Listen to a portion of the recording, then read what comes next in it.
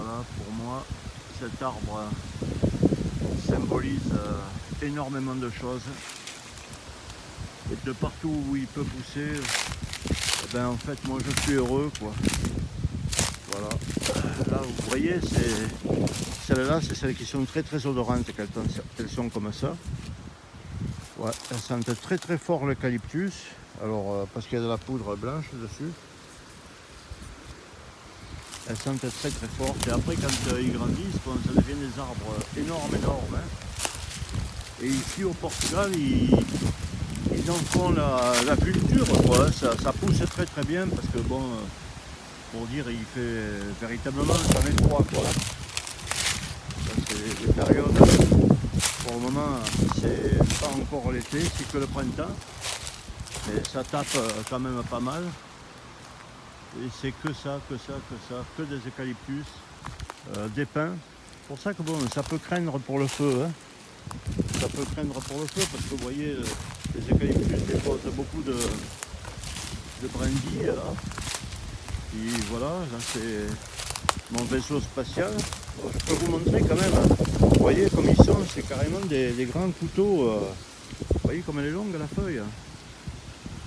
C'est pour vous dire. Hein. C'est du persistant, ça pousse tout le temps. Il n'y a pas de saison.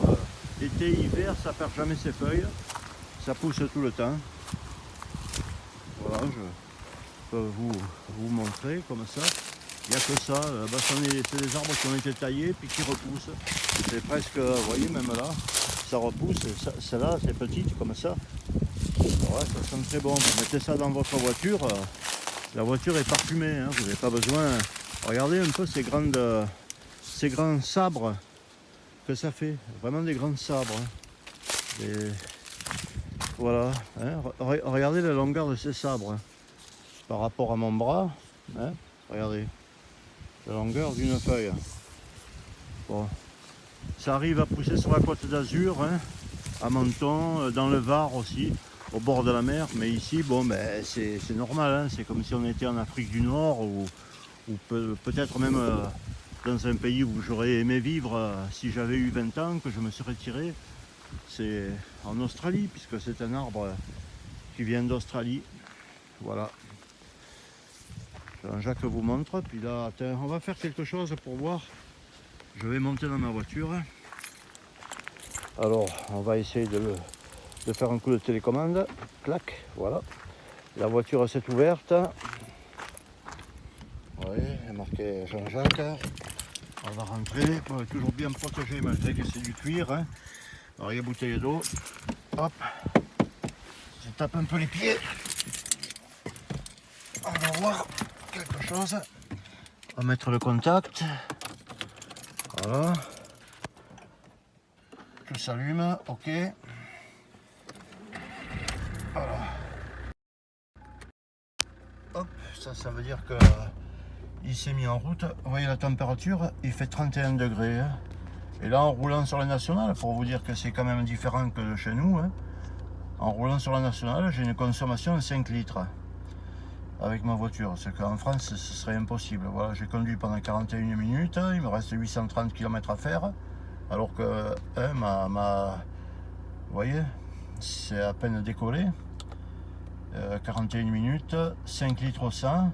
J'ai fait, je sais pas, oui, c'est ce que j'ai fait, 73 km. Et voilà, 41 minutes. Voilà. Ça, c'est la consommation globale, 5 litres. Puis vous voyez la température, bon, 31. Alors, ce qu'on fait quand c'est comme ça, ben, on appuie sur automatique, puis bon, je mets que 20. Hein. C'est pas la peine, 10 degrés de différence, ça suffira amplement. Hein. Voilà, c'est une boîte 6, ce qui me permet de faire des petites. De pas trop rouler trop vite et de faire des bonnes consommations. Allez, El Gringo, vous voyez comme c'est marqué sur ma plaque, El Gringo vous salue. Il est dans son pays là où poussent les eucalyptus, El Gringo peut vivre. Bonne journée, ne venez pas ici au mois de juillet août et si vous ne voulez pas mourir de chaleur.